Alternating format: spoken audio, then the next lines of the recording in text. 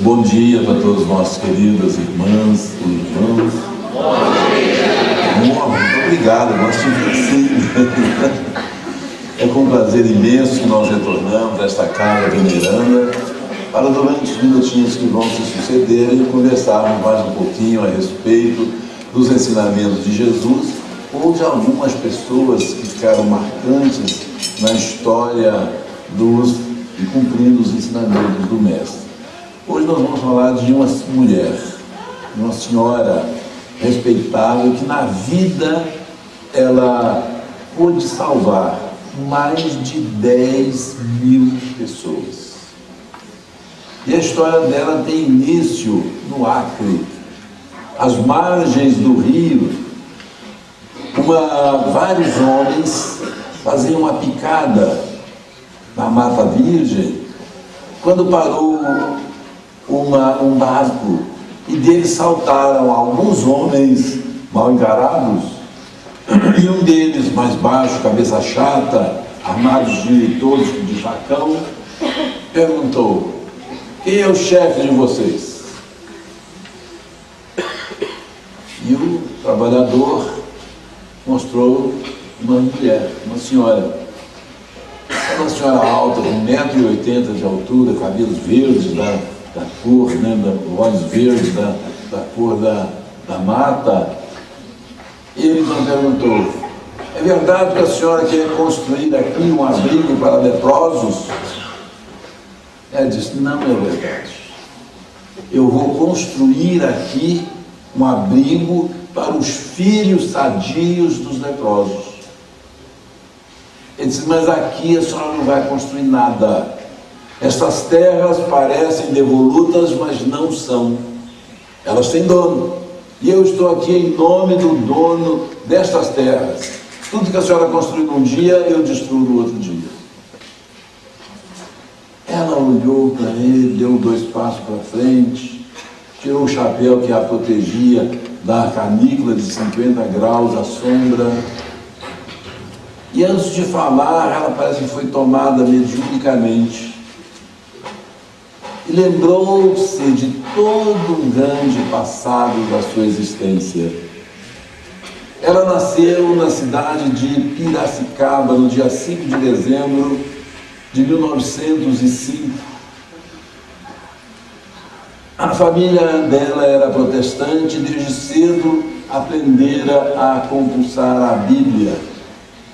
Aos 12 anos de idade, a senhora, sua mãe, veio a falecer e o senhor, seu pai, preocupado com a educação religiosa e cultural da filha, resolveu deixá-la com a irmã da sua mulher, ou mãe dela. Ela morava na cidade de Livramento, que faz divisa, no Rio Grande do Sul, faz divisa com o Uruguai.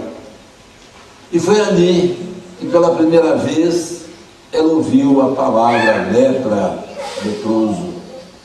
Porque a sua tia era no mês de dezembro e a sua tia estava preparando já algumas coisas, agariando inclusive com os vizinhos, roupa, calçado. E no dia 24 de dezembro, ela preparou algumas guloseimas.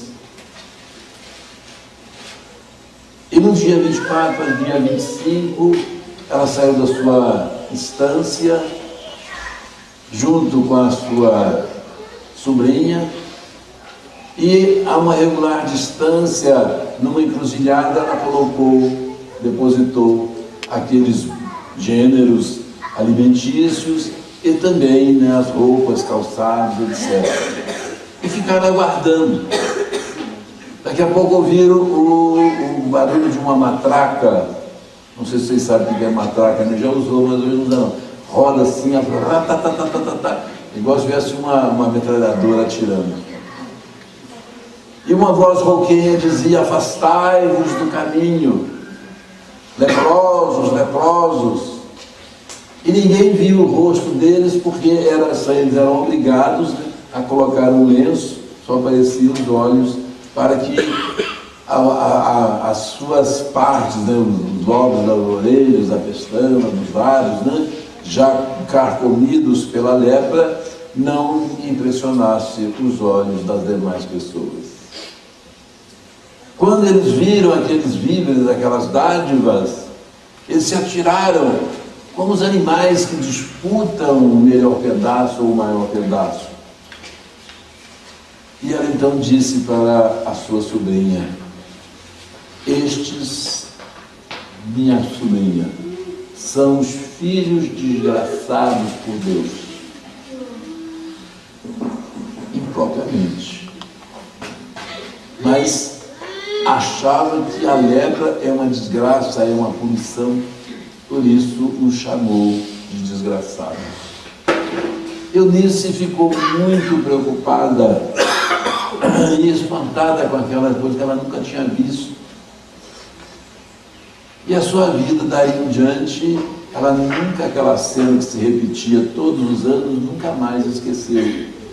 As cenas nos anos seguintes já foram feitas com a Eunice lendo alguns versículos, né, da Bíblia. Um outro fato muito marcante na vida de Eunice foi que ela estava com 12 anos e conheceu uma outra moça de 14 anos, que fisicamente era o oposto uma da outra. Eunice era muito alta, com 12 anos, pernas muito longas, compridas, magras, ainda tinha um corpo muito mais parecido com o corpo masculino do que feminino.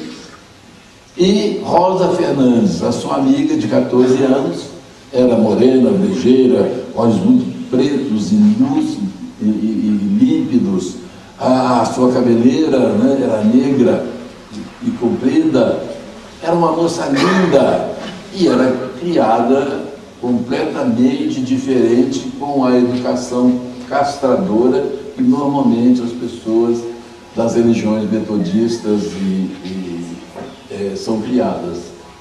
E era a Rosa Fernandes que falava com ela dos seus namoricos, né, das suas noitadas, de frequentar alguns lugares. E ela até sentia uma certa inveja, olha, a Eunice, uma certa inveja dessa liberdade que ela tinha e que Eunice não podia ter. Mas apesar dessas diferenças, se tornaram grandes amigas. E quando ela tinha 16 anos de idade, Eunice, correu um boato na cidade de Livramento de que Rosa havia suicidado. Porque encontraram nas margens do rio Uruguai alguns pertences, parte de roupa, seu calçado. Tudo indicava que ela tinha se atirado no rio e se afogado. Eunice não compreendia, não é possível, nós éramos tão amigas, tão conviventes, ela nunca me disse que tinha problema nenhum. Mas o corpo não foi achado e nem nunca mais ninguém a viu. Aos 17 anos, quando ela foi fazer, né, esse trabalho que fazia todos os anos, na véspera do Natal, ela viu que alguém ficou meio separada do grupo. Ela teve aquela intuição e foi em direção da pessoa, não se preocupando se ia se contaminar nem nada. Chegou próximo e falou: você é Rosa Fernandes. Ela disse: sim, eu sou Rosa Fernandes. Quando eu estava me banhando e que eu vi algumas erupções na minha pele, algumas roxeadas e algumas feridas já abertas, eu fiquei sabendo que se tratava da lepra. E para não envergonhar a minha família, eu simulei um suicídio e vim procurar os meus. E aí tirou o lenço e já havia algumas partes, né, do lábio, da pestana, estava comprimido realmente pela lepra. Ela disse: mas Rosa, por que você não me falou isso? Eu poderia te ajudar. Ela disse: ninguém ajuda quem é leproso, porque não existe medicamento. As primeiras medicações eficientes aconteceram na década de 40, quando surgiram então as sulfonas, as diazomas, o Promin. E mais tarde, hoje é uma doença curável, porque também por causa do antibiótico. Ela disse, eu vim procurar os meus porque a vida do leproso é viver morrendo. Mas lembre-se de uma coisa, Eunice, a nossa amizade não foi de ontem, nem de anteontem. A nossa amizade é eterna. E onde você estiver, recorra a mim, que eu vou lhe ajudar. Esse fato foi muito marcante na vida dela. Ela completou 18 anos, fez todos os estudos que era possível fazer na cidade de Livramento. E Dona Darcy Vargas, esposa do Getúlio Vargas, presidente da República, a tinha inaugurado a primeira escola de serviço social no Rio de Janeiro. Ela então veio para o Rio de Janeiro fazer esse trabalho de assistência social, fez todo o curso, depois resolveu ir para a Argentina, fez um curso de jornalismo, escreveu um livro a respeito de uma outra mulher notável, Florence Nightingale, uma das fundadoras da Cruz Vermelha Internacional, uma mulher que deixou a alta sociedade do país, da Inglaterra, onde morava, para na Guerra Franco-Prussiana, do ano de 1870, e atender a todos os feridos. E a sua generosidade era tal que ela tanto atendia os soldados ingleses como também os adversários, porque ela considerava, e como de fato são todos, né, irmãos uns dos outros. É apenas uma divergência política ou econômica que leva, infelizmente, a essa insanidade, né, do homem de fazer a guerra. Ao escrever esse livro, ela ganhou um prêmio e foi para os Estados Unidos fazer um aperfeiçoamento, hoje seria uma pós-graduação, né, de assistência social. Feito esse trabalho, ela voltou para o Rio de Janeiro. Abriu uma pequena sala na Rua do Catete, uma salinha pequena de 3x3, e fundou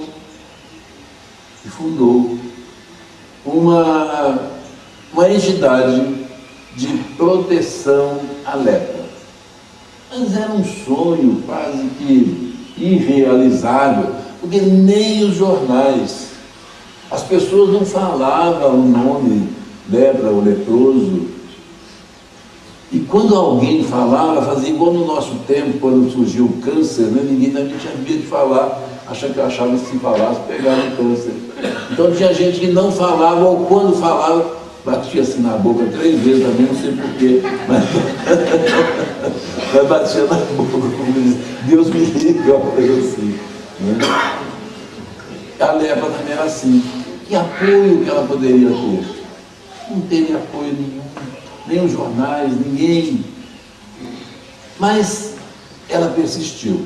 Aqui em Juiz de Fora, passava um trem que no vagão de 2ª classe levava os leprosos do estado do Rio de Janeiro para o leprosário de Santa Isabel, em Belo Horizonte. E um grupo de senhoras daqui ia na estação para levar alguma coisa que pudesse minimizar o sofrimento deles. Levava alimentos, sanduíches, também roupas, essas coisas.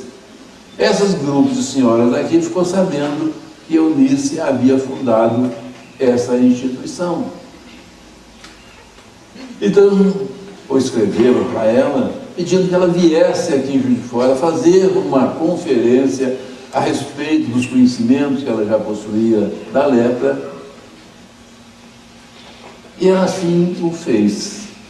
Só que antes disso, outro fato marcante que eu deixei passar, mas eu vou retornar, quando ela estava ainda em Livramento, esse foi o mais marcante de todos, porque veio fazer uma missão, o senhor Anderson Weaver, Dr. Anderson Weaver. Ele era norte-americano e vinha fazer uma excursão, passando pela América Central, pela América do Sul, e terminava no Rio Grande do Sul. e ele iria se hospedar na casa da tia de Eunice. Eunice ficou aguardando na porta no momento que ele chegava. Era um homem que devia ter mais ou menos uns 35 anos, ou até um pouco mais, já estava os cabelos ficando grisalhos, claudicava da perna direita, por isso ele usava um bastão. E depois de cumprimentar Eunice, perguntou: menina, você é casada? Ela disse: não, doutor William. Você deseja casar? Sim, doutor William. Que pena que eu sou casado, senão eu me casaria com você. Talvez tenha sido o primeiro galanteio, né, que Eunice tinha recebido, né, do sexo oposto. Então, quando ela veio para Juiz de Fora para fazer essa conferência, depois de uns 2 ou 3 anos, né, desse fato, ela ia se hospedar no Granberry, que na época o Granberry era uma das maiores estabelecimentos de ensino do Brasil. Era quase que uma universidade. Vinha pessoas do Brasil, de todos os estados do Brasil, para estudar aqui no Instituto Granberry. E quando ela sobe as escadarias, que ela vai entrar no salão nobre, quem vem em direção dela? O doutor Anderson William, que havia assumido a reitoria do Granberry. Aí quando ele olhou e perguntou: você não é a Eunice Gabi? Sim, sou eu mesmo. E você já se casou, menina? Não, doutor William. E você quer se casar? Quero, doutor William. Agora que eu sou viúvo, você quer casar comigo? Quero, doutor William. E casaram. Uma semana depois eles estavam casados, não precisava namoro, não precisava noivar, não precisava nada de se conhecer, eram 2 almas. Podemos dizer, ter 2 almas gêmeas que se encontravam para realizarem, né, uma grande missão, uma grande tarefa. Vocês terem uma ideia da capacidade extraordinária do Dr. Anderson, pouco tempo depois, ele foi convidado pela Universidade de Nova York a chefiar um grupo de 100 professores de várias especialidades, de vários conhecimentos, chefiar num transatlântico de luxo que faria uma visita em torno do mundo, para que aprendessem não só a teoria, mas na prática os costumes, os hábitos e as culturas de toda parte do mundo. Mas enquanto ficou nesse intervalo do doutor eu ia aceitar ou não, ela ajudou a fundar aqui em Juiz de Fora o educandário Carlos Chagas, que fica no bairro que hoje tem o nome de Carlos Chagas. Era o que a ideia dela? A ideia dela era de fundar preventórios, separar as crianças dos pais, porque a ciência já havia detectado de que as crianças dos leprosos nascem perfeitas, só adquirem a doença pelo contato muito íntimo, mas que se fossem separadas, elas não teriam a doença. Fizeram essa viagem, mas em vez de Eunice ficar, era viagem de lua de mel, em vez de Eunice ficar presa, né, e gozando apenas mordomias que tem um transatlântico, ela saía, foi no Haiti, foi nas ilhas Sanduíche, nas ilhas de Molokai, na Ásia, que eram ilhas destinadas a, vamos dizer assim, a colocar aquelas pessoas. Era como se fosse um futuro cemitério das pessoas que chegavam. Porque o barco que levava aquelas pessoas não voltava. Essas pessoas ficavam lá. E quando tinha o suprimento que o barco levou, tinham que comer. Depois não tinham que comer. Foi numa dessas ilhas, que foi na ilha de Sanduíche, que se notabilizou o padre Damião de Vesper. Ele pediu autorização ao Papa para que ele fosse àquelas ilhas, que ele residisse lá, sem medo nenhum de ficar leproso. E como hoje a gente sabe, principalmente a família espírita sabe, a lepra não sai de dentro. Aliás, a lepra sai de dentro da pessoa, ela não vem de fora. É uma provação difícil, né, que a pessoa vai realizar, vai passar. Então ela veio aqui, olhava aquelas ilhas, na ilha de Sanduíche, se assentou, meditou muito, e aí pediu a Damião de Vesper, em pensamento, que lhe inspirasse, que ela pudesse ser útil, que ela pudesse fazer alguma coisa para os leprosos. Aí surgiu então a ideia de construir preventórios para separar estas crianças sadias dos pais contaminados. Evidentemente que ela foi vaiada.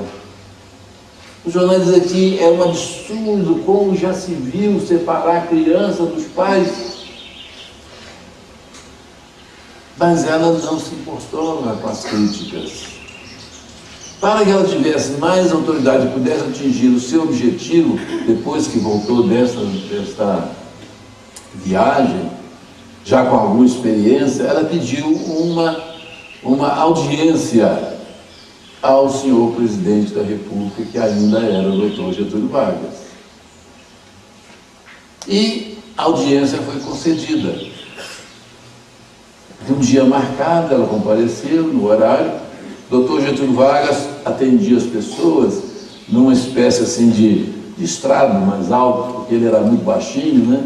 E ele então não gostava que as pessoas mais altas olhassem ele de cima para baixo. Ele que queria olhar as pessoas de cima para baixo, né? E aí ele disse: minha senhora, a senhora seja breve, porque eu estou atravessando uma crise muito difícil no Brasil. E ela disse para ele: pois eu vim ajudar o senhor a governar este país ingovernável. Já era, meus amigos, naquela época, imagina hoje. É assim, o que a senhora entende de política e de país? De país eu não entendo nada não, mas eu sou gente, sou eleitora.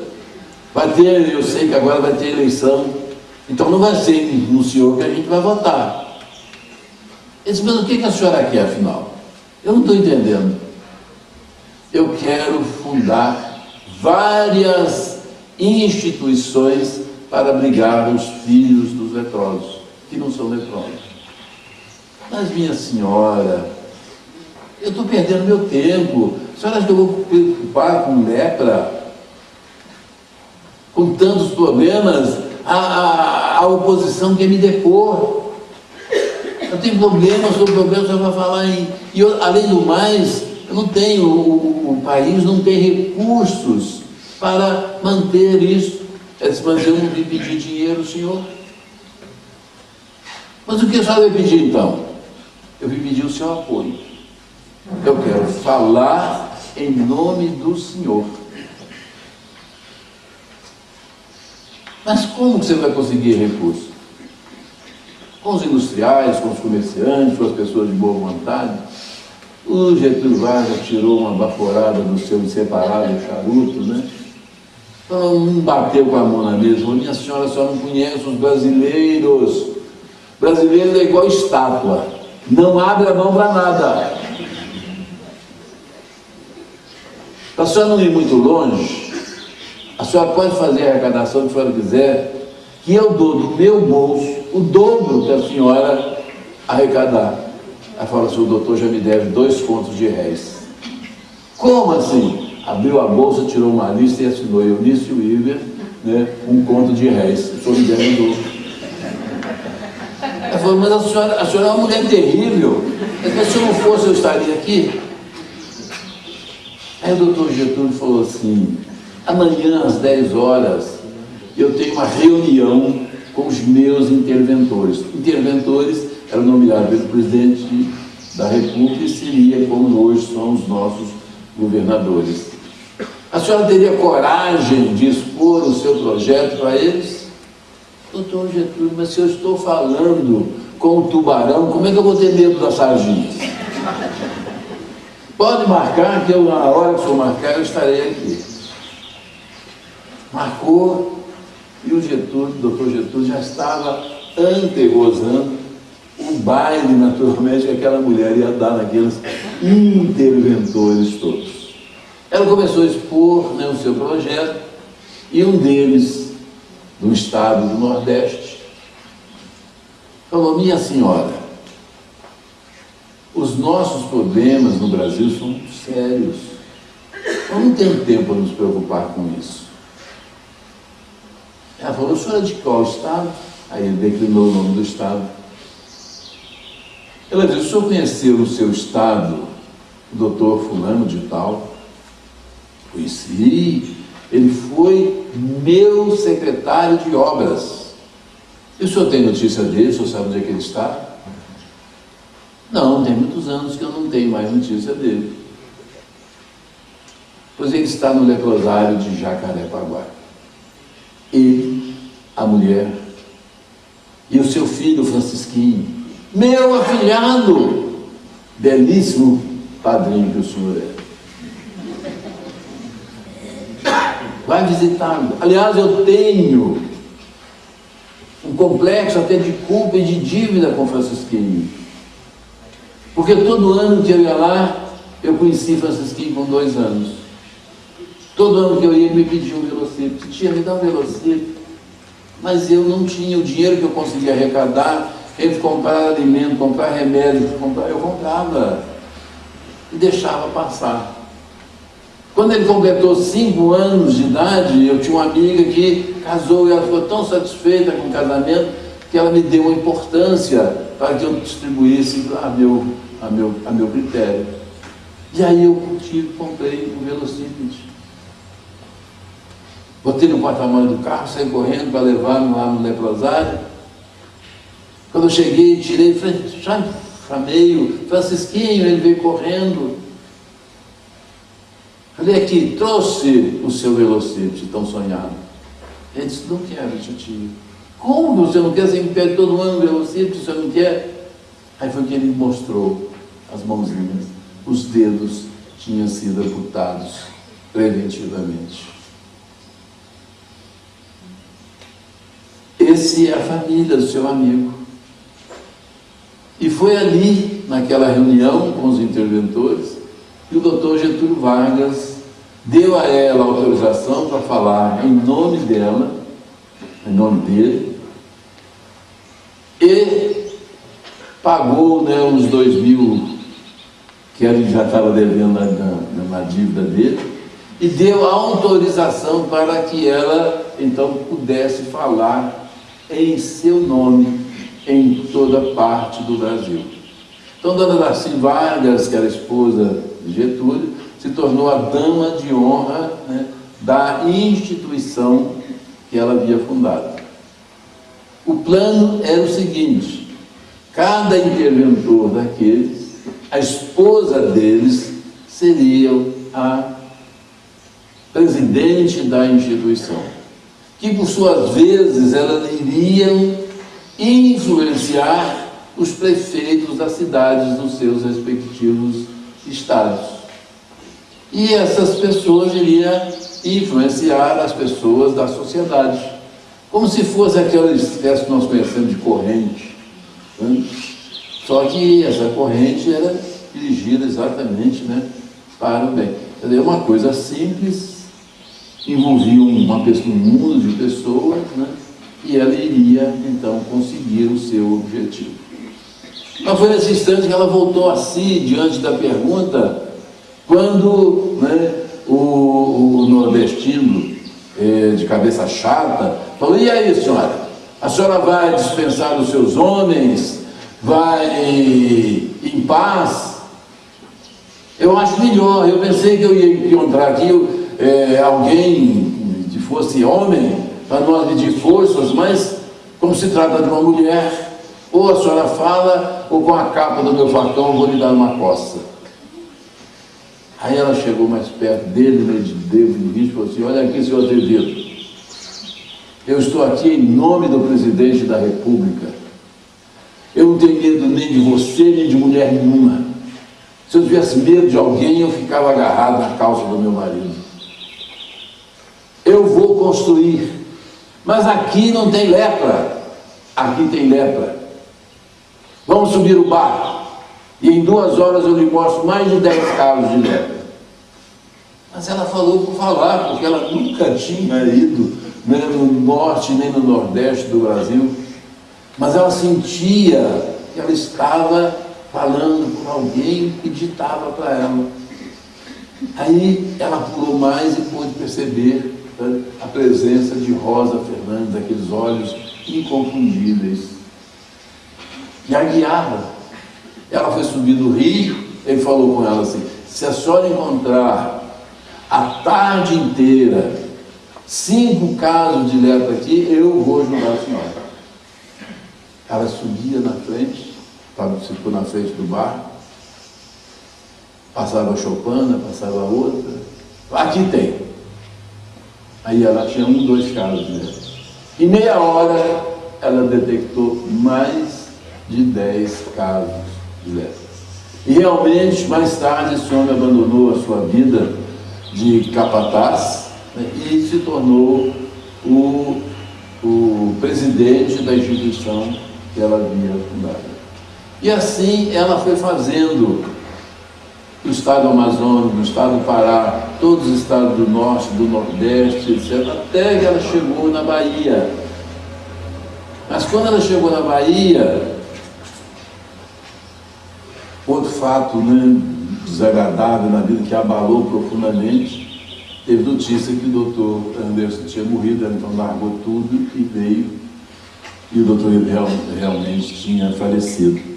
E com o falecimento do doutor Anderson, caiu muito o entusiasmo da nossa irmã.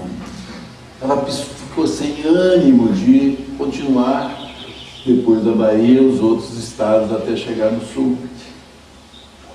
Mas um dia, alguém ligou para ela de Belo Horizonte que havia um problema sério no preventório realizado em Minas Gerais, fundado em Minas Gerais, em Belo Horizonte, e que se ela podia dar um pulinho lá para tentar resolver. Ela foi se hospedar na casa de uma amiga que era espírita, Dona Dulce Abreu. Dona Dulce era uma senhora já de uns 60, 60 e poucos anos, enxergava até muito pouco, mas percebeu, né, o quanto que aquela senhora estava triste, aquela mulher dinâmica que ela conheceu. E aí ela disse assim: Dona Eunice, eu sei dos seus princípios religiosos. No entretanto, aqui pertinho de Belo Horizonte, na cidade de Pedro Leopoldo, tem um médium notável, Chico Xavier. E ele costuma receber comunicações de pessoas que já faleceram. E com isso conforta muito o coração das pessoas. Vamos lá. Ela disse: Dona Dulce, em nome da nossa amizade, Moisés, os mortos não podem voltar, os mortos estão dormindo, aguardando o dia do juízo final. Assim fala na Bíblia. É assim, eu sei. Além do mais, Moisés proibiu os mortos de falarem. Ela disse: eu sei que proibiu, está escrito na Bíblia, mas eles desobedecem. Moisés continua se manifestando apesar dessa proibição. O próprio Moisés se manifestou no Monte Tabor, junto com Jesus. Vamos, não custa nada, é 45 minutos de carro, nosso motorista vai levá-lo. Eu vou com a senhora. Não vai nem aumentar e nem diminuir a sua fé em nada. Mas vamos. Ela então foi. Mais para satisfazer a amiga do que acreditando naquilo que ela achava e acreditava cegamente.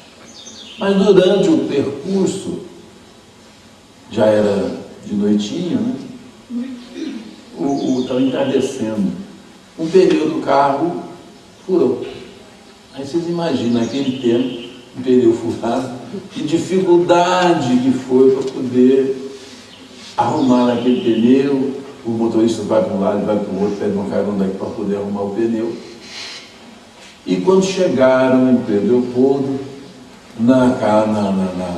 no centro que o Chico trabalhava, a sessão já tinha sido começada há bastante tempo. As duas não falaram com ninguém, assentaram e ficou aguardando. A sessão do Chico ia até depois da meia-noite. E ele psicografando sem parar. Depois o Chico, com autorização da pessoa, lia a mensagem se a pessoa consentisse. Numa das comunicações, ele falou assim: aqui nós temos uma comunicação dirigida a Eunice, acho que é Gabi Weaver. Está assinada por Anderson Weaver.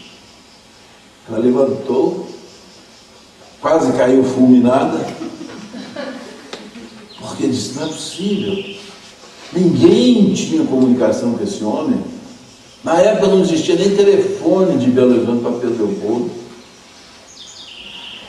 Como que sabe que está aqui? E aí o Chico disse: se a senhora permitir, eu leio a mensagem. Ela disse: pois não, sou eu e o senhor pode ler. E a mensagem dizia mais ou menos assim: minha querida Eunice, você pensa que eu estou dormindo, conforme nos ensina a nossa religião. Ledo engano. Eu estou sempre pertinho de você. Quando você está no nosso apartamento, na praia do Botafogo, e você olha, né, para a imensidão do mar, e você pergunta: onde eu estou? Eu estou ali junto com você. O nosso amor não é de ontem.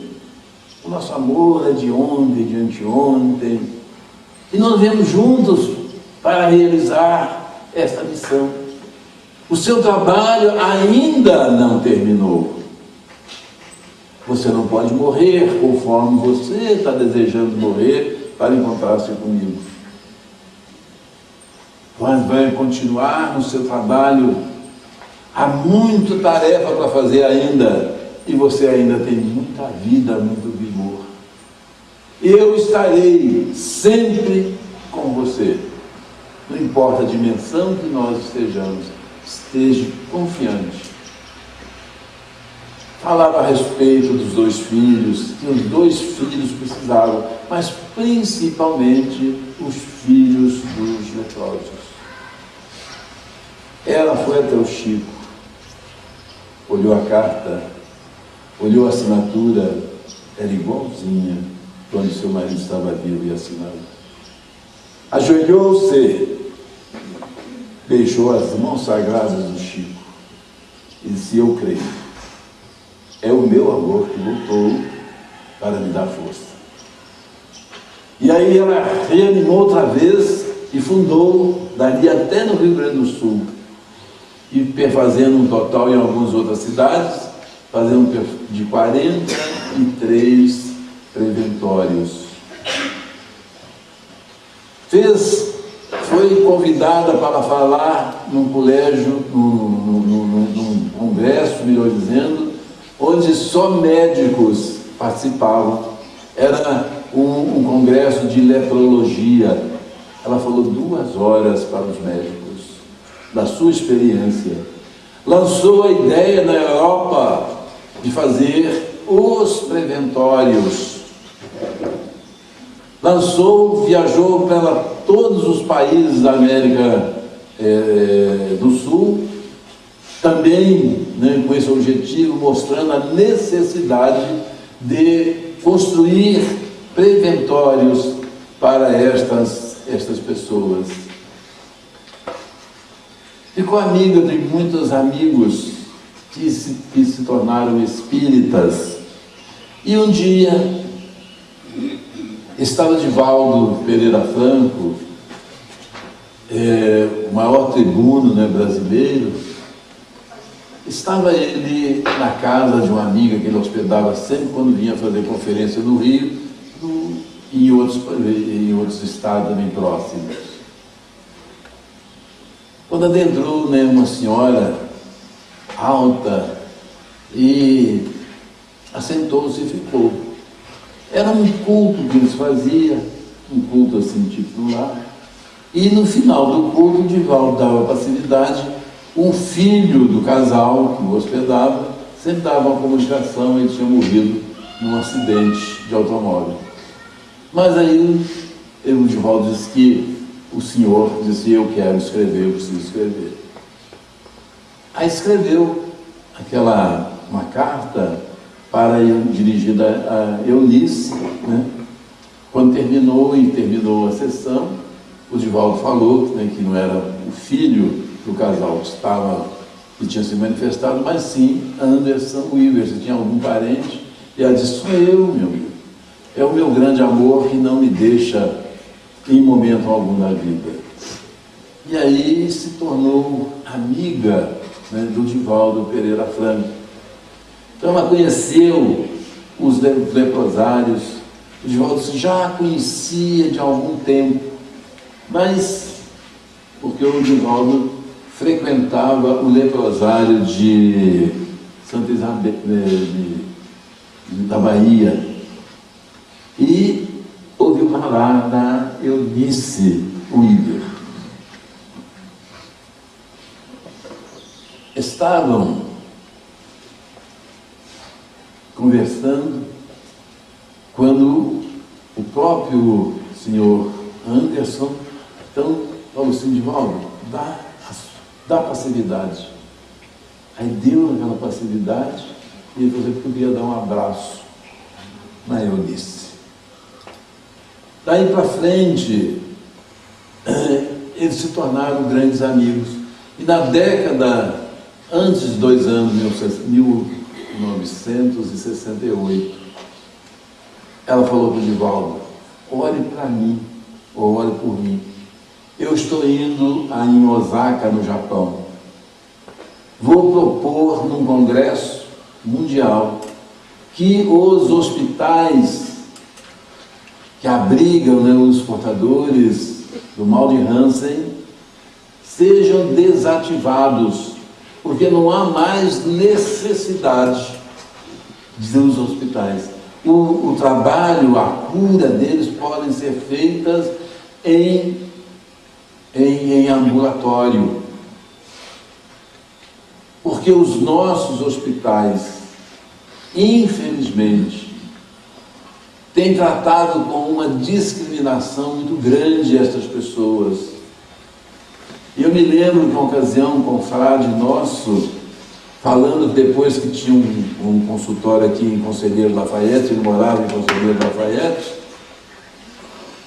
ele disse que as pessoas, vamos dizer, dessa casa, eles fechavam as janelas com tábuas, onde era para ficar, vamos dizer assim, 10 pessoas, eles botavam 20. Nas Ilhas Sanduíches chegaram a praticar canibalismo até morrer. O Damião de Vesper, que ficou lá, por isso que nós falamos que a lepra, ela sai, ela não entra, né? Ele viveu até os 82 anos no meio de só com pessoas leprosas e nunca se contaminou. Então ela propôs, dada a maldade com que as pessoas tratavam os portadores do mal de Hansen. E a semana passada eu fiquei sabendo, estava até falando, né, com a nossa irmã ali, né, que os familiares daquelas pessoas que foram separadas estão entrando com uma ação de indenizatória em cima da união. Quer dizer, como é possível, mas como é difícil. Naturalmente são as pessoas que não fazem nada e querem se locupletar com o trabalho que outras pessoas fizeram. Nós estamos trazendo essa história para ver como que a gente pode realizar, pode fazer algo. A menina com 12 anos, órfã de mãe aos 12 anos, fez esse trabalho de salvar mais de 10 mil. Ele lecionou no Grammer aqui também História e Geografia. E em uma ocasião eu conheci uma senhora que era professora e que trabalhou com ela aqui no Carlos Chagas.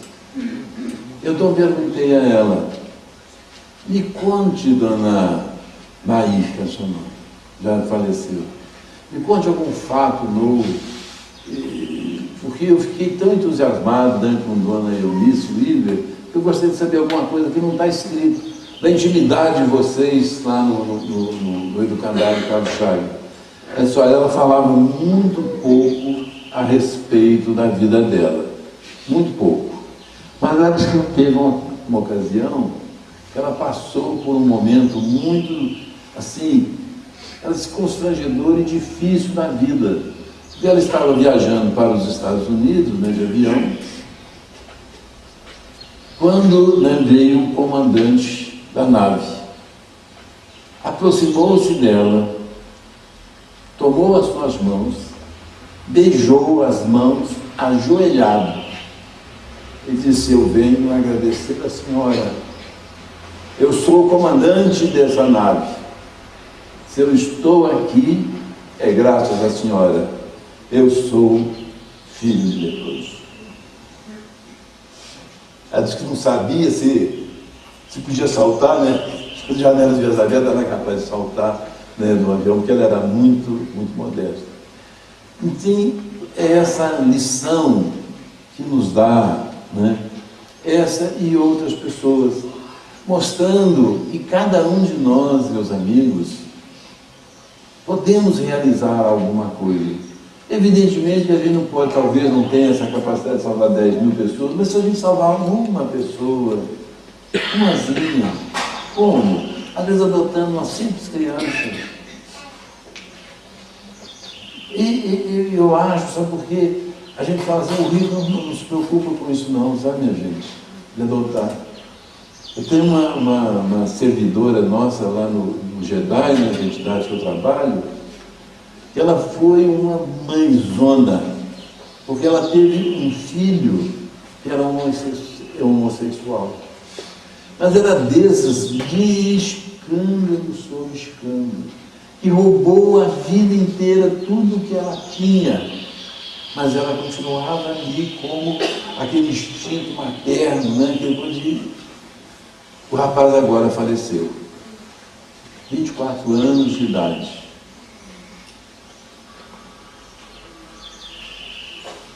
Ela adotou, chegou a semana, nessa semana ainda, ela chegou lá de mão dada com uma menininha. Eu falei: o que é essa menininha? Adotei. Ela sai porque não existe pior coisa do mundo que você ter um filho drogado. Agora imagine, ele se drogava, ele bebia, ele usava droga, ele fazia escândalo. Nós colocamos ele na nossa instituição, mas não foi possível mantê-lo. Muita coisa, eu sinto muito, mas não posso. Porque ele desestruturava todo mundo, ele botava uma opção de pôr na cabeça dos outros, cria sexo com todas as pessoas que lá estavam. É uma entidade religiosa.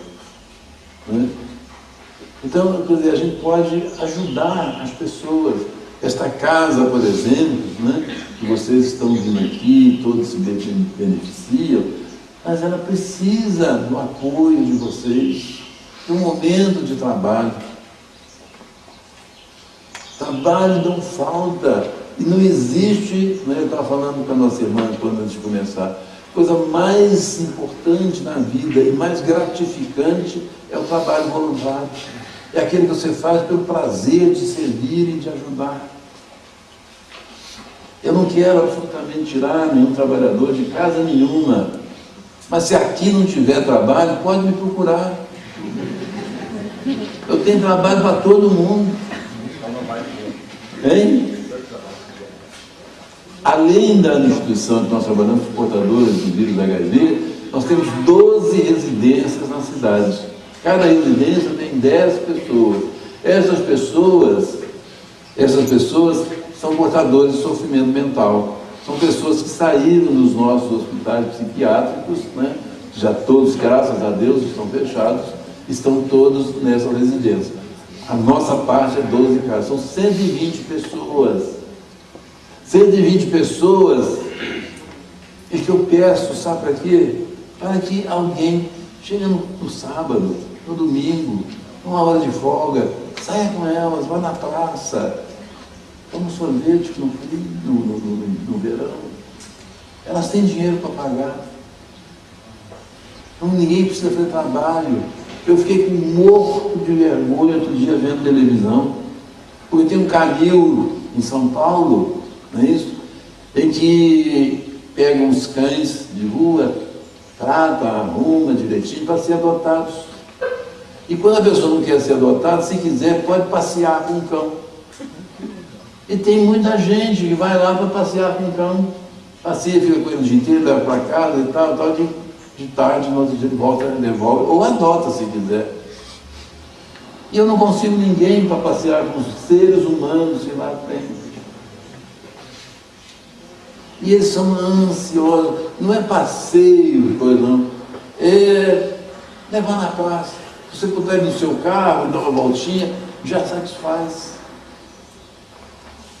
Pode trazer para passar um dia na casa da gente? Pode fazer. Eu tenho uma, né, que mora de uma casa lá dos previdenciários, ela vai, leva 2, 3 para poder tomar conta também, não pode levar muita gente, né? Leva 2, 3, não são gente assim, não são loucos não, viu? Porque o louco não pode ficar, né? São pessoas normais que pode ter um surto, pode ter uma coisa, mas é muito difícil, né? Essas pessoas a gente não deixa que leve, porque elas depois não sabem controlar. Então, cada casa, mas tem pessoas normais, já tem muitas que já aprenderam o caminho da casa delas. Então o que elas fazem? Elas mesmas saem, pegam um ônibus, vai na cidade, ou vai na missa, ou vai no centro espírita, ou vai na igreja evangélica, onde elas quiserem. E voltam para casa. Mas eu não posso fazer isso com todas, a gente não pode fazer, porque a maioria é de outras cidades, que vieram de lá já com essa... Então elas não conhecem a cidade. Para pegar o ônibus, ela não sabe voltar. Então precisa de pessoas assim. Então é um trabalhinho, mas é muito gratificante, né? Eu até estava brincando com ela, dizendo que eu preciso desaposentar, porque eu estou trabalhando mais do que quando eu trabalhava profissionalmente, né? Mas esse trabalho não cansa, pelo contrário, ele dá um prazer, uma satisfação, uma coisa que enche o seu ciclo.